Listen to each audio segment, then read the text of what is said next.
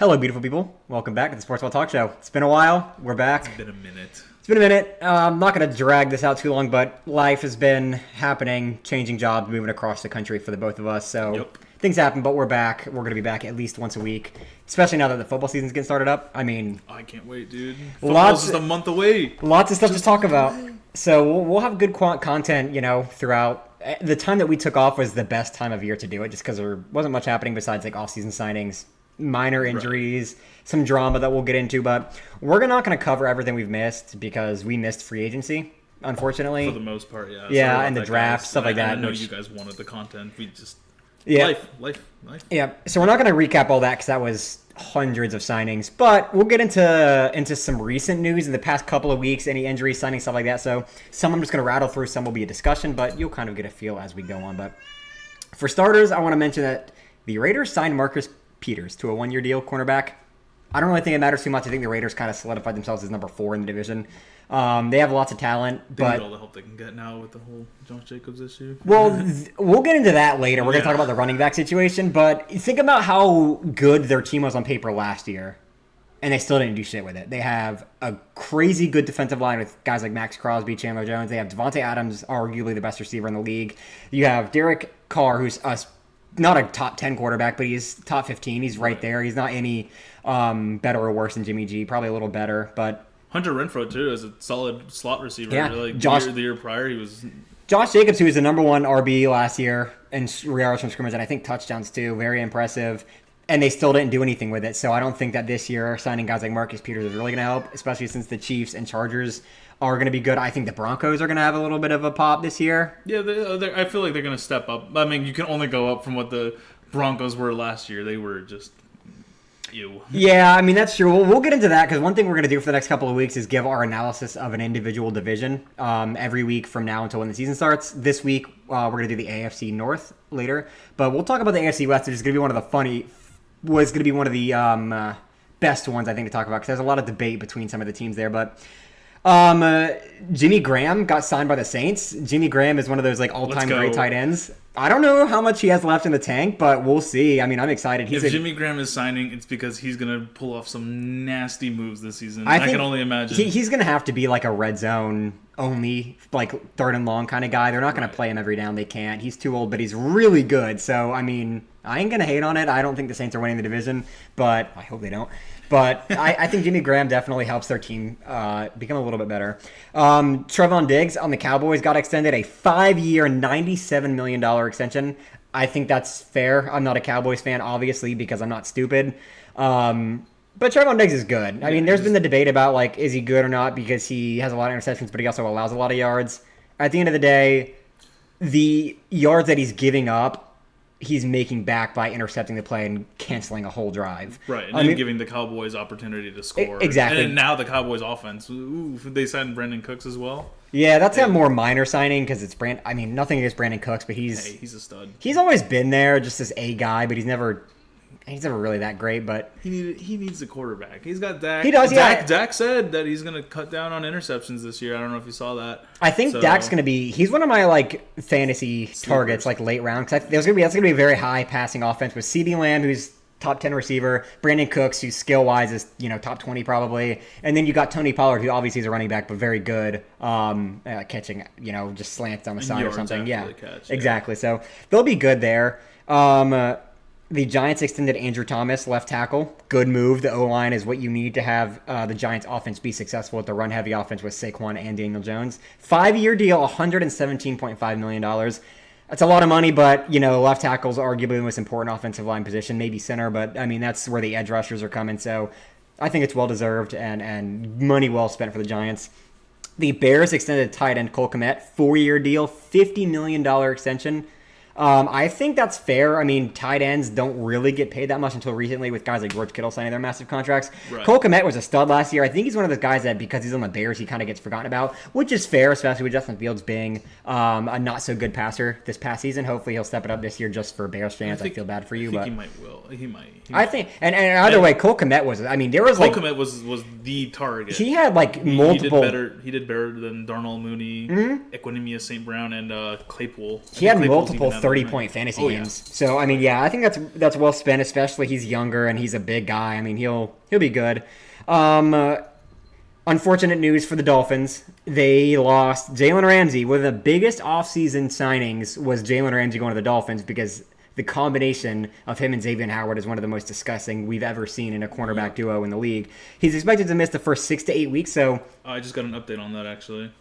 It says right here, successful surgery on his meniscus. Good. Target return date is December.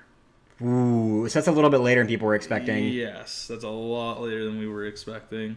But I think it's early enough that, I mean, this is the same thing people said about the Browns this past year with Deshaun Watson. It's like, if you can win half of your games without him, and you can win the majority after, you still sneak into a wild card spot, and that's all that matters. As long as you make the playoffs, doesn't matter if unless you're the first seed where you get the bye, obviously, but anything 2 through 7 doesn't really matter because you're going to have to beat every other team anyway. You're going to have to be the best team.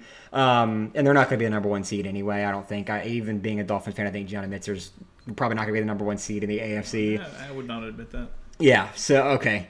Well, anyway, to follow that up, news that happened today, 5 minutes before we hit record, they signed Eli Apple, cornerback, to a 1-year deal. Let's go. I think that this is exclusively to cover for Jalen Ramsey and his missing, half season or whatever. Eli Apple, obviously not as good as Jalen Ramsey. He gets a lot of shit, but he's honestly a pretty good cornerback. I mean, especially if he's your backup. I mean, he's probably the best backup corner in the league. And, I mean, filling in for a few games for Jalen Ramsey when you already have guys like Xavier and Howard there is going to be completely fine. I think the Dolphins I don't think they're going to lose any games because they're playing Eli Apple as opposed to Jalen Ramsey for the first few weeks of the season. So, that's whatever. I think it's a good signing by them, especially since they have the money to do it.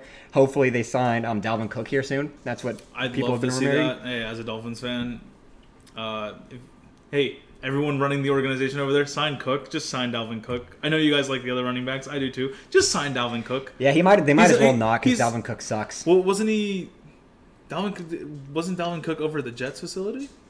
He's been he's been up in New England. He was at the Jets facility. That's true. Yeah. Which I don't think he should go to the Jets at all. I don't think the Jets should spend their money on Dalvin Cook.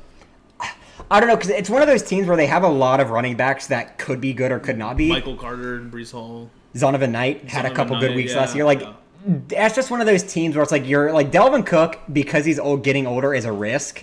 Just like Zeke is at this point. Not as much. I think Dalvin Cook's a little bit better, but I don't think signing another risky running back is what you need to do. What I would have loved if the Jets were going to go in for another running back is someone like Jamal Williams, who has a very high floor and I wouldn't say a low ceiling, but a lower ceiling where what you're going to get from him. You're going to get 1,000-ish yards and a lot of touchdowns. Mm-hmm. And then you have your guys like Breece Hall, Zonovan Knight, Michael Carter that can be your risky play him on first down and see what happens kind of guys, especially when you got Aaron Rodgers who can make up any of those third and long situations if you need it. But they didn't get him. Obviously, he went to the Saints a long time ago, so we'll see what happens with Dalvin Cook. Same thing with Zeke. He was up at the Patriots facility recently, so a little bit of Zeke news for all you Cowboys fans that are going to miss him, which fair enough. He's not good anymore, but he was once a fantastic running back for the Cowboys. And then the final piece of recent NFL news is Joe Burrow is going to miss a few weeks for a calf strain.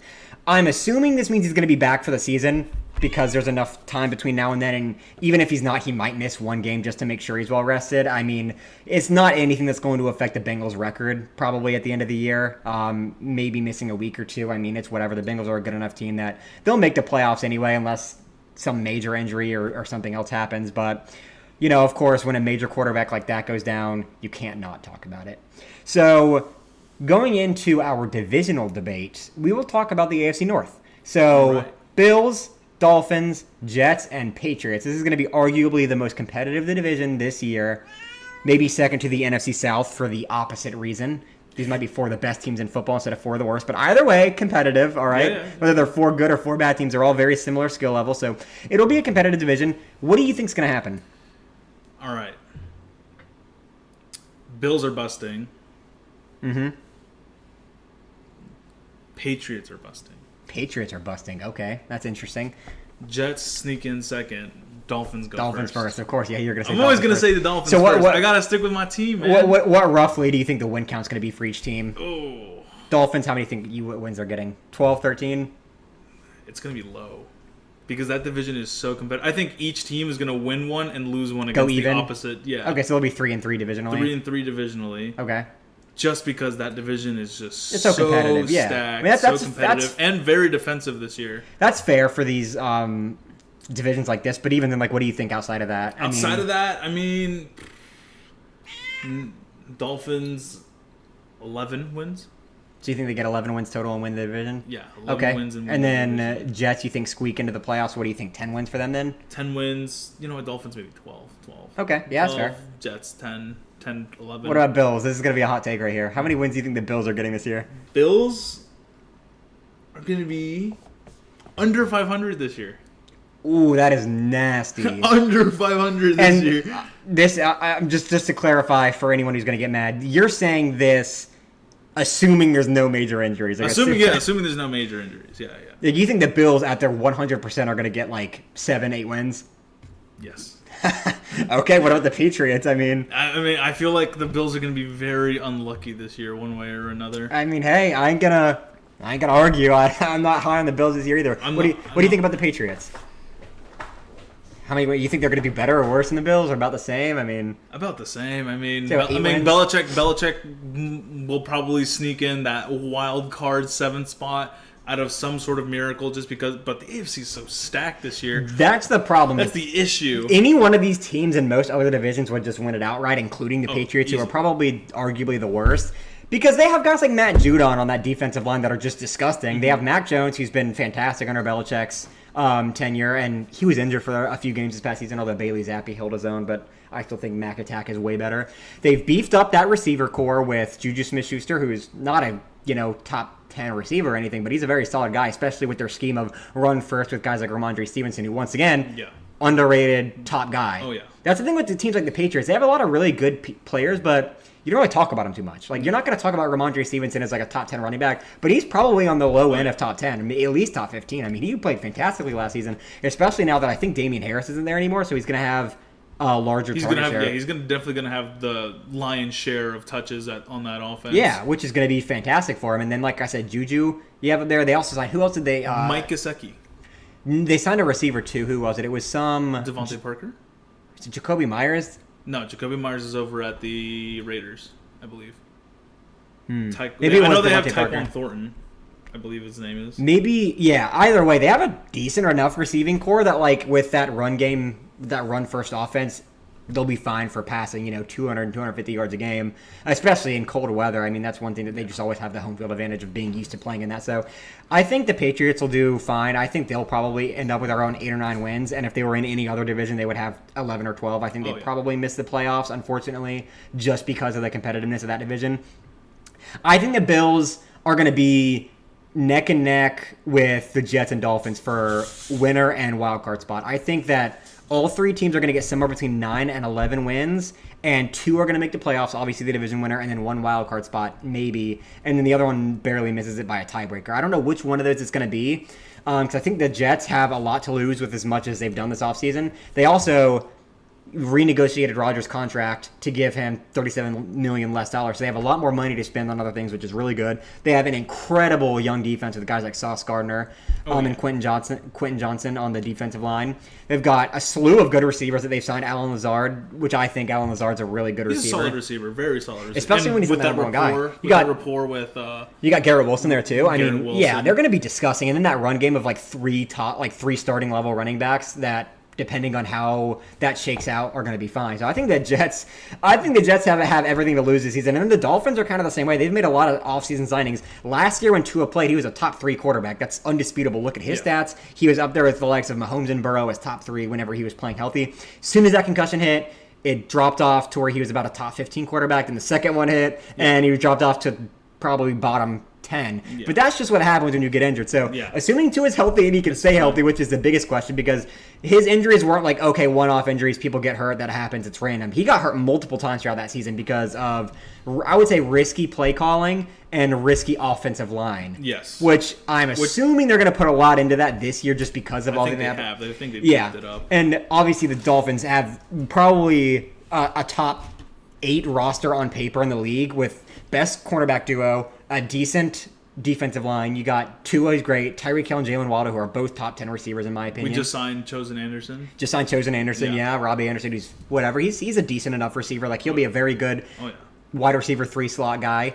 You've got 2 running backs in Raheem Mostert and Jeff Wilson Jr. Maybe they'll get Dalvin Cook or Zeke. Who knows? But either way, I think between those two, they'll be enough to get maybe 120, 130 rush yards per game, a couple of touchdowns. But they're obviously going to be a pass-first offense with Tua and the two top 10 receivers. So the Dolphins are going to be disgusting. But once again, I just think it's risky. Nothing against their coach, but I just think that he calls riskier plays. And when it works, he scores 6 touchdowns and 500 yards a game against the Ravens. But when it doesn't work, he gets concussed and is out for 4 weeks. And so we'll see what happens. But that's what I think is going to happen. If I have to pick, I would say probably the Jets win the division. I think that's just the easy answer. I think that Aaron Rodgers is a safer quarterback than Tua. I think that that's the safer team to bet on. Although it's a new scheme, I think Rodgers has been around long enough in the league that he can adapt to that more quickly than others. You can look at guys like Tom Brady that did it with the Bucs, instantly won a Super Bowl. Same thing with Matt Stafford. The guys that have been there longer are more accepting to new schemes, and especially whenever he has a lot of control over what happens on that team with signings of wide receivers and things like that.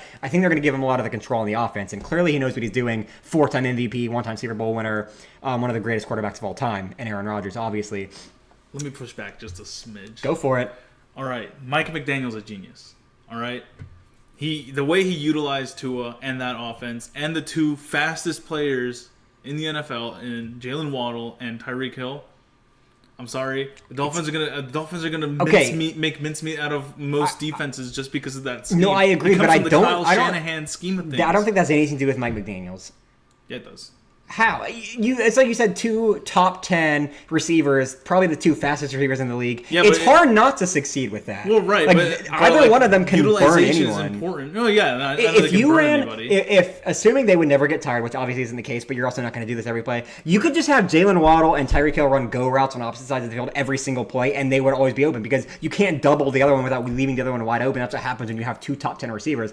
I agree that Mike McDaniels is a good coach, but I don't think he's the reason that offense is successful. I think that most people with that much skill and that much speed, and you're playing in warm enough weather that Tua can air it out without, fucking up his muscles, his shoulder, or anything like that when you're playing in Miami. Especially when you have the other team sitting in the sun, getting hot, sweating all day, and you're sitting there in the shade. Nothing against it. If you're not cheating, you're not trying hard enough. I'll say I said that. Every stadium's got their advantages. Exactly. That's home field advantage. I have nothing against that. Yep. But I just think it's not that hard to do when you have guys like that. I mean, Devontae Adams is another example of someone who went into a brand new scheme, still performed incredibly. Like, it just happens when you have talent like that. I mean, anyone who's an NFL coach is going to be, you're on the top 1% of sports coaches in the world. Even if you're the worst one in the league, you're still one of the greatest coaches of all. Like, you're still one of the greatest coaches on the planet because you've made it to that level. And so when you have that much raw talent, it's hard not to be good. But I do agree, Mike McDaniels does run some really cool plays with them. Like, they don't always just run go routes like you could. They have some nice crossing routes. Have one run a slant, the other one run a deep vertical, something like that, which is good. Draws coverage one way, leaves the other one wide open. But I don't know. I just think that I think it's too risky to bet on the Dolphins because of the risky play calling, which, like I said, when it works, it is incredible. Tua has the best stats a quarterback has ever had, but when it doesn't, he gets hurt. And I just can't bet on a team that's going to get beat up like that, especially because they didn't do anything, at least not yet, to have a good backup for Tua. They haven't done anything in case he gets hurt. Yeah, I know. We're still working on Skylar Thompson, honestly. Flashes of him in that Bills game. We're all right. Yeah. I mean, he's learning. But there are plenty of other backups in the league that I think are there's a slew of notable backups like Marcus Mariota, Gardner Minshew that could come in and be good enough. Way better than Skylar Thompson. Last year, I read a report, or last season, I should say, that Phillip Rivers reached out to the Niners and Dolphins to come back during their playoff runs when their quarterbacks went down, and both teams just said no. What? And I don't get that because Phillip Rivers obviously retired. Even in his last season, he's a fantastic gunslinger, still top half QB in the league. He would have come in, and especially as close as that Bills game was, the Dolphins would have beaten the Bills and gone on to the next round of the playoffs if they had Phillip Rivers. From what I heard, Mike McDaniels thought he already had the first down, and that's why we didn't run a play there. Either way, rumor mill, they passed on Phillip Rivers when they could have had him. We could have had Phillip and Rivers. It's not like you're going to pay him. Not like you're going to pay him $20 million to play. Oh, yeah.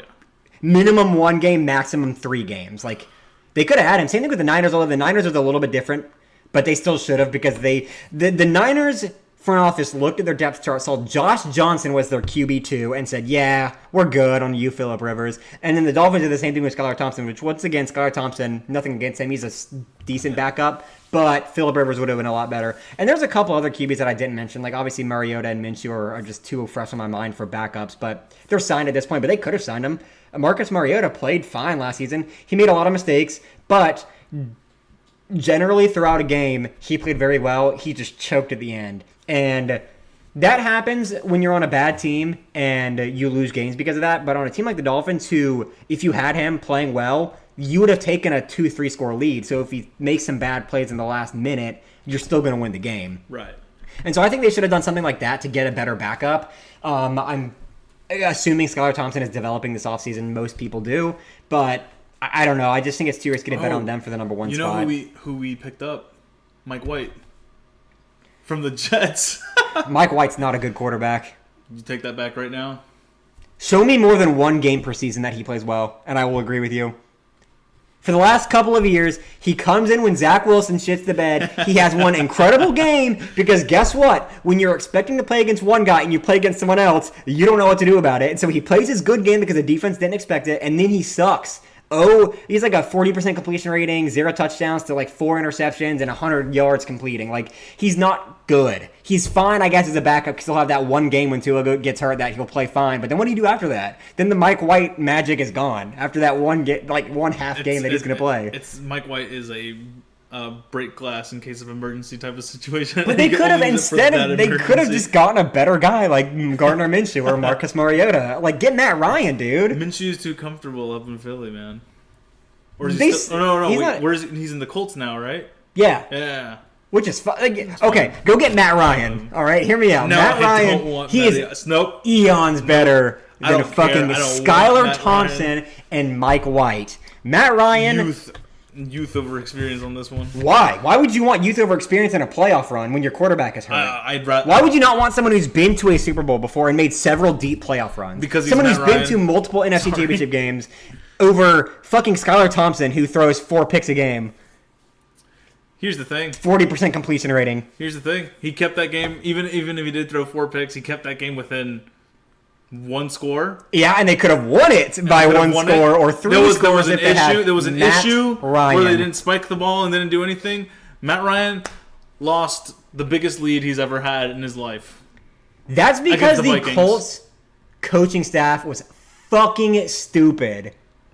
Yeah. They got way too comfortable. But he just didn't complete any passes. Did you see who he was throwing to? Alec Pierce and Michael Pittman. Michael Pittman was a bum last season, and Alec Pierce is still developing last season. Michael Pittman was garbage last season. I blame that more so on the coaching. That's what I just said. Yeah, the coaching was horrible last year. Right, but you would still expect your quarterback, even with bad coaching, and someone with as much experience as Matt Ryan, Matty Ice. They called him Matty Ice for a reason to throw some darts over his way. But you can't if your receivers aren't in a position to catch the ball. And that was a problem. The route running was way too basic for receivers to get enough space. I'll give you that. Running just basic slants the entire game, or let's run 5 yards down the field and then turn and stop for a catch. That's not going to work every fucking play. And when Jonathan Taylor got hurt, they didn't know how to throw the ball and call throwing plays. That's why their coach got fired and they hired Shane Steichen. Because the coaching was horrible. Matt Ryan got sacked 8 times a game last year, dude. That also didn't help him. Yeah. The O-line was too beat up. They have a great O-line when they're healthy, but they were banged up last year. Mm-hmm. And it just didn't happen. And I'm not saying Matt Ryan is a top 10 quarterback by any means. But at a situation where the Dolphins were in last year, or would be in this year, presumably you're not going to bench Tua. You're just going to play someone if he gets hurt, which is going to be later in the season. You want someone who's a veteran and has that experience. Because that's what wins you games, is not choking. Fair enough. So get a guy like Matty Ice, get him his ring, all right, with the Dolphins. Yeah, I knew there was some underlying, and move on motivation there. All right, we're getting all right, we're getting off track. And then the Bills, I think the Bills, once again, 9, 10, 11 wins, and they'll be fine. I don't think Josh Allen is going to be. I don't think he was a top 5 quarterback this past year. We've had this debate before. Yeah. We did it a few months ago. I'm sticking by it. I don't think he is. I don't think he's going to be any better this year now that Dable's gone and doesn't know how to. Apparently, Josh Allen doesn't know how to not turn the ball over without Brian Dable there. So, And Brian Dable's been killing it at the Giants. Yeah, but every year Josh Allen's played without Dable there, he's had a lot of turnovers before and after Dable's tenure in Buffalo. So I think the Bills are going to be mid. I think they're going to have a lot of turnover problems this year. Their defense is going to be fine as always. Nothing crazy good, but just, a little bit above average. Didn't they have like a slight issue with Stephon Diggs over I don't really know what's going on with Stephon Diggs. I get it because to come so close so many years in a row and to just not get anywhere, and he went to the Bills because he thought that was going to be his place to win one. I get it, but I think my number, if I have to pick, it's going to be Jets, Dolphins, and the Bills barely missed the playoffs, and then the Patriots unfortunately do too. But we'll end it there for that, and we'll come back next week with another division. We might do the AFC West next week just because they're fun, might as well. But we're going to move on to the running back market as it stands right now. So give me your thoughts on what's happening. So first off, I'll preface with the running back market is at a point where no running backs are getting paid. And so running backs are threatening to not sign franchise tags, threatening to not play, not go to training camps, etc., because they don't feel like they're getting paid enough. What are your thoughts on it, Gian? Okay, because I see both sides. I see both sides of it. You have super talented running backs like Saquon, who just recently signed his contract instead of $10.9 million with the franchise. I think it's an extra. Now it's like 11 point something. But the whole point is these running backs, they perform monster seasons, and you have people like Pollard and Josh Jacobs are getting franchise tagged, and it sucks. But when you and I hate to say this, like they deserve to get paid. They put their bodies on the line the most. I feel like running backs get hurt the most in the sport. They do. They're undeniably the most highest level of contact, besides I guess linemen. But yeah, right. And it's a strenuous and stressful position. Now, here's the thing. When teams can just, draft rookie running backs and pay them their rookie contracts and whatnot, you get very high upside for not as much of a cost. And running backs don't typically last very long in the NFL. Honestly, some of the longer lasting ones this season are Derrick Henry and Nick Chubb. And even they're on the older end, old. and they're not that old. Running backs don't last very often, right? So it makes sense.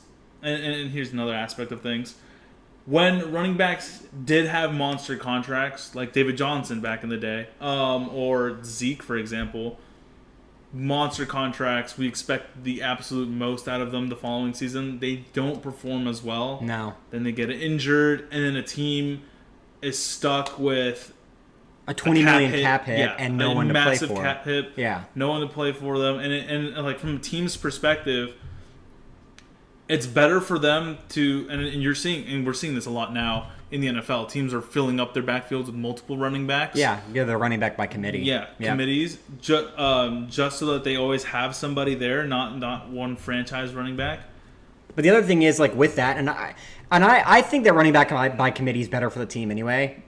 I've always been a big fan of get a ton of pretty good guys instead of one incredible guy, because if that one guy gets hurt, you're done. Yeah. Whereas if you have a running back by committee, they're less likely to get hurt because they're putting less stress on their bodies. But if one gets hurt, you still have people to play. And obviously, we're talking about them as if they're not people. We're talking about them okay, if they get hurt, move on. And obviously, you need to care about the people who get hurt and take care of them. But thinking about it from the NFL team's perspective, they're a business. They're trying to make money, win Super Bowls, win games. You're not going to pay someone who has the highest risk a lot of money. And the running backs are saying, well, we are the highest risk, so I deserve money for taking on that risk. And both sides make a ton of sense. And it's really hard to pick one because either way, you're an asshole. Because it doesn't work out. Whichever one you pick, it just never works out. The opposite is what you should have done every time. It's just the luck of the draw. But it's coming to a boiling point where there's enough guys not getting paid. All of the top 10 running backs in the league are not getting paid, where they're having Zoom calls where they all hop on and talk about the state of the NFL and what they need to do. Should Eckler, Josh Jacobs, Saquon Barkley, all these top guys, the best in the league by miles, just not even play this next season? And then what happens with these teams where, who's going to be the number one running back in the league then? If these guys don't play, you're going to have guys that are rookies and guys that are usually running back 2 backups that are going to be taking over the league in terms of the run game. And then throwing is going to be a lot more valuable. One, for fantasy, but two, just for winning games, because you're not going to be able to trust your running backs if you're not getting as high of a quality. So I really think it's just a no-win situation where I don't really know. I think the best way to do it is just pay them, but do short contracts, which is not what the running backs want, but I think that's a compromise. Instead of giving them longer, small dollar contracts like $4 million, $5 million a year, give them the 10, 12, 13 million a year, but only do it for a year or two instead of a 5-year deal or something. I understand that's what they want, but the NFL wants the opposite of what you want. So compromise in the middle of like either a little bit of money for a long time, so you have the guaranteed money for years, or you have a lot of money for a short period of time, so you know that they're probably going to at least get a majority of the value they're spending on you out of you as a player. But this is an ongoing situation. It has been for many years, but it's just boiling now that all these running backs are getting together and trying to decide what to do about it. So I think you mentioned earlier Saquon recently signed a 1-year, $11 million deal. Mm-hmm. So he's got his. I don't know what's going to happen with the rest of it now. I think that's going to be used as some leverage for guys like Josh Jacobs and other ones like Eckler. Eckler, from what I last heard, which I absolutely love you, Eckler. You're a beast. I like the Chargers as well. But pay the man. I mean, Eckler balled out, at least catching wise. He's the one guy that I wouldn't pay. Damn. He's not a good running back. I like him. He catches the ball. Obviously, that's valuable. Yards after the catch. Come on, man. Yeah, but as a running back, I don't know. And then again, I understand from the team's point of view, like the risk involved with that, but it's just. And tough. Then that's the other thing. It's like risk versus reward for a team because, like, again, Todd Gurley was an example as well. Todd Gurley left the league like not too long ago, but he's been gone, and it's just like he was an absolute monster. I thought about bringing up Todd Gurley, and then I didn't because it hurts too much. It hurts. My favorite running back of the last decade is Todd Gurley. Monster on the Rams. Oh, yeah. Gets cut because of injuries, signs with the Falcons, and gets injured again, and then is just gone. He could have been one of the greatest of all time. His numbers were unbelievable. He was one of the... Where is Todd Gurley now? That's what I want to know. He was the Travis Kelce of running backs. Oh, yeah. How Travis Kelce is now, he is out of the running backs 5 years ago. He was absolutely insane. Never really made that much money because he's a running back, and he got signed to a decent deal to he's like, all right, now like do it one more year and we'll give you a big contract, and he gets hurt and cut. And that just sucks. He's a UGA boy, so he's from my home state, from my my college team. So, it just sucks to see, but I get it from both sides. I don't know what I would do. I'm glad I'm not in the position of being a running back or the front office because I wouldn't know what the hell to do. You need these running backs to win, but when they get hurt, you don't have enough money to go find someone to replace them for the rest of that season. So, I don't know, man. It's tough. Chargers, if you want to win the Super Bowl, pay Eckler. I'm not going to respond to that yet because we're not getting into the Chargers debate yet. That's the last thing on the docket. All right. So I'm gonna ignore that for now. But they are not winning the Super Bowl. But we'll move on. We'll get one step closer. Moving on to the next topic. Okay. We talked about the running back market. Now let's talk about the quarterback market. All right. Quarterbacks. Justin Herbert just signed a massive extension. Let's go. 5-year, $200 and what was it, like $60-70 million? Something of that sort. Crazy. He's now the number one highest paid quarterback in the NFL, which rightfully so. Let me put it this way, guys. Rightfully so. Before we get into any details, I said this when we first started this podcast that Herbert's going to be that number one in the NFL when he signs his extension. Jalen Hurts is going to be, or Lamar Jackson is going to be, Joe Burrow is going to be whenever they all sign their extensions, and I was right. And I'm going to read off the order of like highest paid to least paid as it stands now, or just of the top few. Number one is Herbert, $52.5 million. Lamar is second with 52. Jalen Hurts, number 3, 51. Aaron Rodgers was with $50 million, but then he just took a cut. Russell Wilson with $48.5. Kyler Murray with $46.1. Deshaun Watson with 46, and then Mahomes at 45. And I said this a while ago as well. I said that since the day Mahomes signed his contract, and since the day everyone's bitched about it, and since the day every single person has come to regret bitching about it. Oh, yeah. You good, bro? Maybe. All right, we'll cut that out. Actually, we'll leave it in. We'll leave it for in you guys, just so you guys can see him suffer. You good? Just so you can see how passionate I am about this topic. He's signing Mahomes to a $450 million 10-year extension was fucking genius. I am giving a fat one of these to every single motherfucker We were going to keep it family friendly. All right. Well, that's not going to happen anymore. I just cost us that. Not cutting it either. Everyone who said that was a bad idea years ago is stupid because I said, this is what I said. I was like, this is what starts the Chiefs dynasty because in the short term, Mahomes can take up the highest number in the quarterback market, making the most money because everyone else that's good on their team is still on rookie contracts and isn't having to be paid that much. And by the time they all are coming up on their extensions, they need contract signings, they need to make more money. The cap has gone up, and Mahomes is no longer a high-paid quarterback. And that's exactly what's happened. Now that we're coming into this year where guys like Chris Jones need to get extensions, Frank Clark got cut, but other players have gotten extended. I think that we talked about Frank Clark already, but I think that was a fine cut because they have another guy. But there's all these other guys that need extensions. Now Mahomes isn't a very high-paid quarterback. The fact that it's only been a couple years since then and he's already the 8th highest in the league, and guys like Joe Burrow have still not gotten their extension, who's undeniably going to be number one. If Joe Burrow wasn't the number one highest-paid quarterback in the league, then everyone else is stupid. He might not. He might take a team-friendly deal like Mahomes. Herbert is not better than Burrow. I have Herbert better than Burrow. No, you're just trying to start shit, and it's not going to work. I'm not trying to. We're not there yet. We're not there yet. We're not at the quarterback market. The quarterback market is just steadily increasing. Every time a top 10 quarterback gets an extension, they become the number one highest in the league. That's happened with the last 5 in a row. It happened with Hurts, happened with Lamar, happened with Russell Wilson and Deshaun Watson when they got theirs a year and a half ago. It happened with Justin Herbert now. And Joey B, who hasn't gotten an extension, is going to be up there. And then in another 2 years, Trevor Lawrence is going to get another one, assuming he still plays well. He's going to be Trevor Lawrence is going to have a monster. He's going to be at 50. I think Burrow probably signs for $54 million a year, just $1.5 million more than Herbert. And I think that Trevor Lawrence 2 years from now will get about $50 million a year, maybe 55. Quarterback market's going to go up again. I don't think Mahomes is going to renegotiate his contract. I don't think he should. I don't think he wants to. I think he wants to win rings and become the greatest of all time.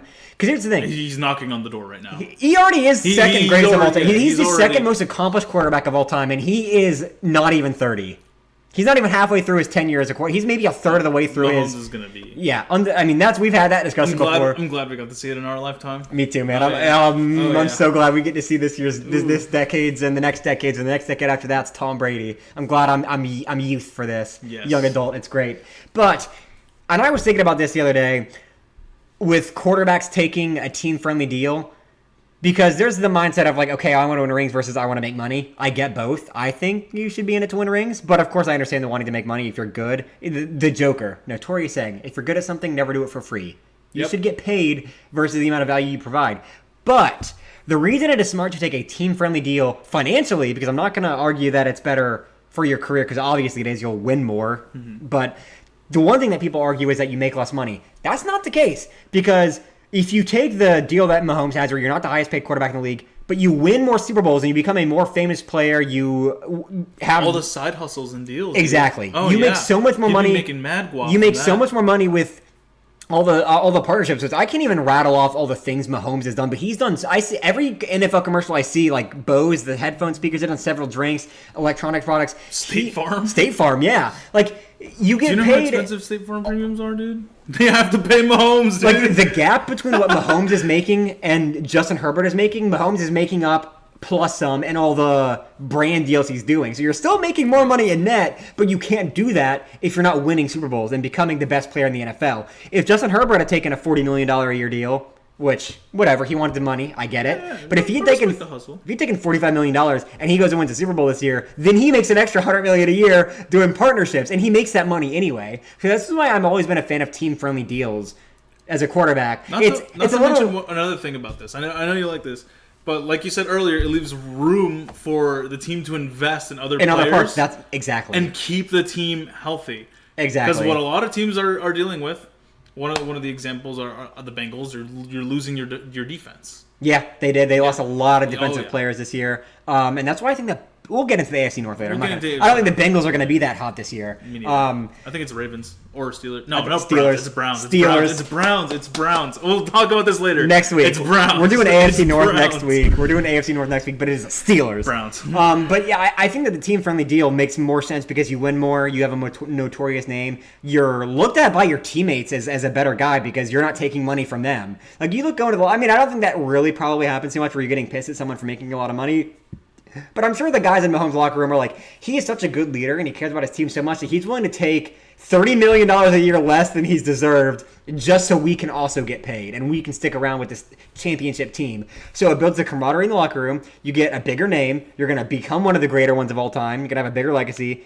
And you get more money from the marketing deals on the side. So Mahomes is a genius. I said it years ago. I said it last year. I said it when we were doing the podcast first started. And I'm saying it now. That was a genius decision by Mahomes, especially for the 10 years. Like, it was a lot of money at first. And then and I'll be honest, it was a lot quicker than I expected for him to fall out of the top 5 highest paid quarterbacks. I thought it was going to be at least 5 years in. And it's not, I think it's been 3 years into that contract. I think everyone saw what Mahomes did and wanted to take advantage of it as quickly as possible. Yeah. And then he's also guaranteed himself 10 years of money. And the total contract is worth more. Because, like, Herbert makes a lot more per year, but the total contract of Mahomes is twice as much. Yeah. Because it's $450 million, but it's for a lot more years, obviously. But still, like, you're still getting more money from your in net. It's just less per year, which, like, once again, that's another thing, you know. If Mahomes gets hurt and never plays the game again, then that sucks for the Chiefs that they just spent that much money on it. So it's risky in that sense. But assuming you keep him healthy, which they do a lot of work to keep him healthy, obviously spend a lot of money on that. A lot of ice baths. Yep, lots of good trainers and doctors in that locker room, but they keep them healthy, and that's why they are winning championships. So they've been to 3 of the last 4 Super Bowls. That's why they've won 2 of the last 4 Super Bowls. It's why they're AFC Championship game every single year.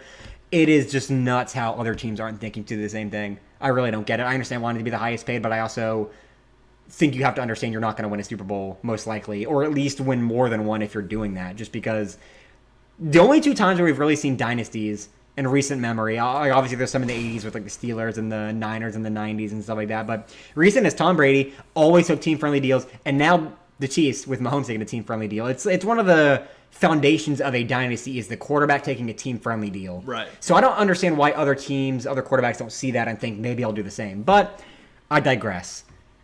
Now we're going to get into a debate because Gian is an absolute idiot. You're an ape. So stupid. Nope. So stupid. Nope. And he wants to defend himself. So I I am giving Gian a handout by letting him come onto this platform and say what he's about to say. So go ahead. Give me your take, Gian. You heard it here first. No. Guaranteed. It's not first. It's probably not first, but I'm saying it first on our channel. Chargers are winning the Super Bowl this year. Also, as long as Eckler gets signed, we give them money. But Chargers are winning the Super Bowl this year. Is that contingent on Eckler getting re-signed? Slightly. Just like it would be helpful. I mean, they're going to win regardless, but they're probably not going to re-sign Eckler. So I know, and that's the one thing that's really scaring me. If they re-sign Eckler, damn it, he's worth the money. He's worth the money. Oh, he gets like a 1 yard per carry when he runs. You be quiet. Eckler is. I could get more yards per back. carry than him. Enough. Eckler's a solid running back. Sign him. But once you do sign him, you guys are winning the Super Bowl. It is a guarantee. They will beat out the Chiefs this year. Yeah, that's the core of this debate, but I'm going to give the disrespectful take on my end first. All right. The Chargers are the new Cowboys, and I don't know how much this is around the general NFL league of fans, but I'm around Gian the most when it comes to NFL discussion. So what my brain thinks when I think of what general NFL fans are thinking, the majority of it comes from guys like Gian and some of my other friends. But he's been so high on the Chargers that to me they're the new Cowboys because every single year the Cowboys say, oh, it's our year. We're going to do it this year. We're going to go to the Super Bowl and win it. And they don't do it. Gian's been saying for 3 years now, this is the Chargers' year. They're going to do it this year. They got Not Herbert. 3 years. I said it last year. I did say it last year, and I'll own up to that. Okay, so 2 years. All these injuries that they had last year. Herbert being... Blame it on whatever you want. It still happens. It's still half the case. the team was on a IR last year. And guess what? The Cowboys have been saying that every year since 1999. All right, that's because the Cowboys are delusional. Sorry, you guys are not winning anything Okay, this so year let's place the stakes now. When will you admit you're delusional? How many times do they have to does this have to be their year and then they don't get it for you to admit that you were delusional? After this year. So if they don't win it this year, you will admit you're delusional. Yes. And if you say the Chargers are going to win it again, I'm going to beat you. If you say you next can year, beat me, we'll record him beating my when the ass. Chargers go 8-9 this year, They're not going to go 8-9. And you say that the Chargers are going to sweep the Raiders. No, they're not. 1-2 against the Broncos. 1-1 against the Broncos. 1-1. Yeah, that's what I meant. And sweep the Chiefs. Sweep the Chiefs. They're Yeah. sweeping the You're Chiefs. funny, Gian. They're sweeping the Chiefs. And I'm telling you that to right be now. realistic, I don't think the Chargers are going to go 8-9. I think they'll get probably 10 wins this year, same as last year. Right. They're not going to sweep anyone in the division. They had a 2-4 divisional record last year. They lost to the Chiefs twice, the Broncos once, and the Raiders once. And you're going to tell me they're going to sweep the Raiders this year and sweep the Chiefs? Based on what? What have they done this year to get better besides a new offensive coordinator? A couple of decent draft picks, which every other team also did? Yeah, right. A couple decent. But here's the thing. Everyone's going to be healthy again. Everyone was hurt. Their main, Rashawn Slater, I think. What happened wasn't that they were hurt, it's that the defensive players got themselves ejected from the game for manhandling other players. Derwin James killed a man in the middle of the game and got ejected. An amazing player. That is not because he gets hurt, it's because he is a monster and thinks, I don't like that guy, I'm going to beat him in the middle of an NFL game, and then gets ejected. So the Chargers aren't going to do it. They're going to be... They either are going to be the 7th seed in the playoffs, or they're not going to make the playoffs at all. That's it. They're not going to win the division. They're not going to get more than 12 wins. They're not going to beat the Chiefs. They might go 1-1 with the Chiefs if they're fucking lucky, and the refs throw a couple flags their way. Coming from a Juice fan. yeah, of course you'd say that.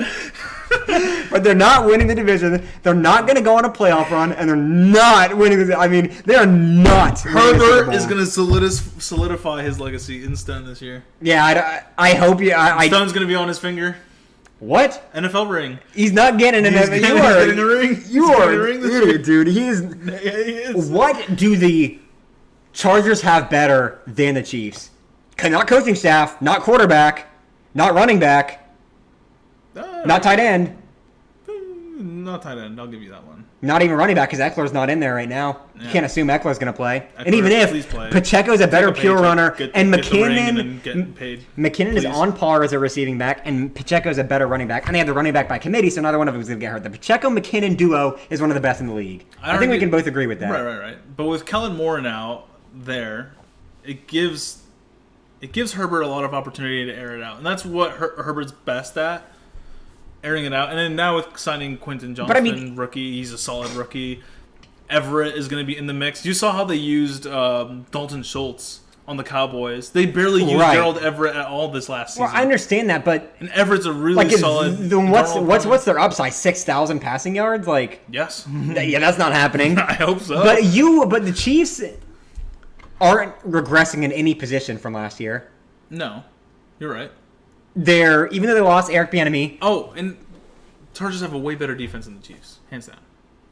Hands down. No. You can't me on this one, dude. Chargers have a way better defense. Is that why they've allowed the most points scored against them the last 3 years? Injuries. Of any team in the NFL?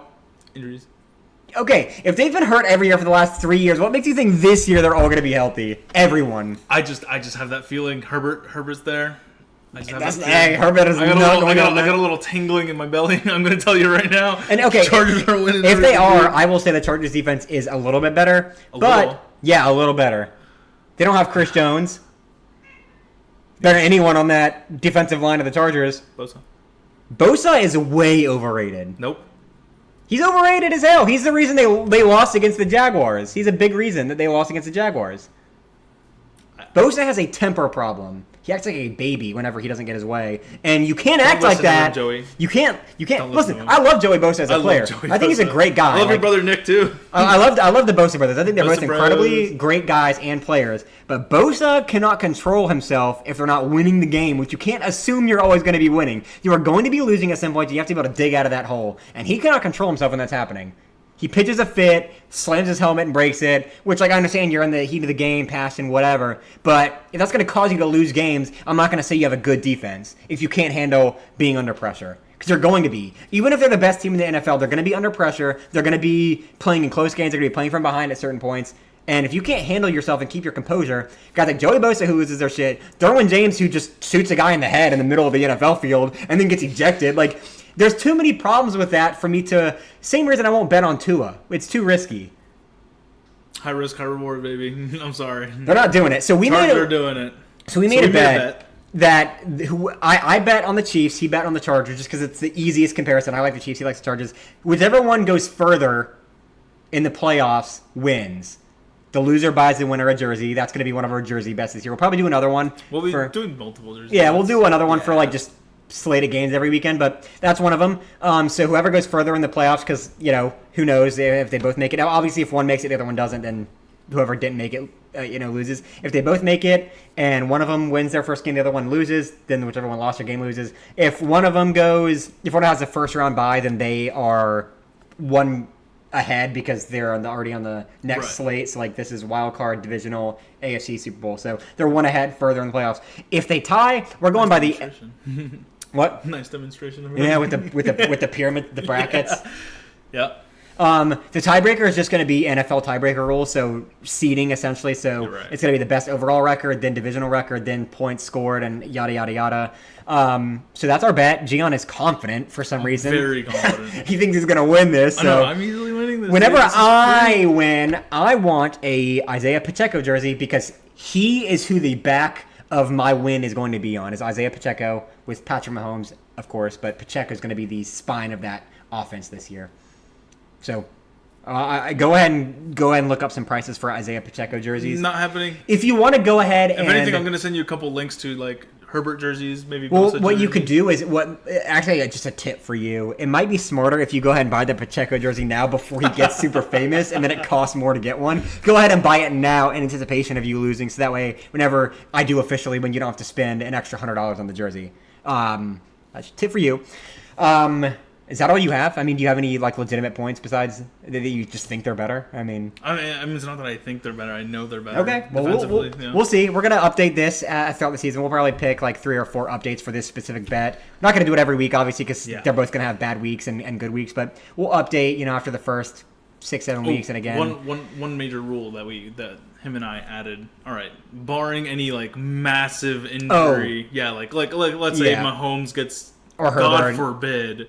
Or Herbert, God forbid, severely injured or we need to iron out the details of which specific players would count. Right. I think might be the easiest way to do it is we each write a list of 5 players that would end our team. Just because like we could value players differently. So I can bet like, okay, for the Chiefs it would be if Mahomes gets hurt, Kelsey, Chris Jones, and I can pick my 5 players that like if these guys get hurt, it's over because I think that's too big of a hit to the team. Right. And you can do the same. Right. Something like that. We'll iron out the details for that and obviously give updates.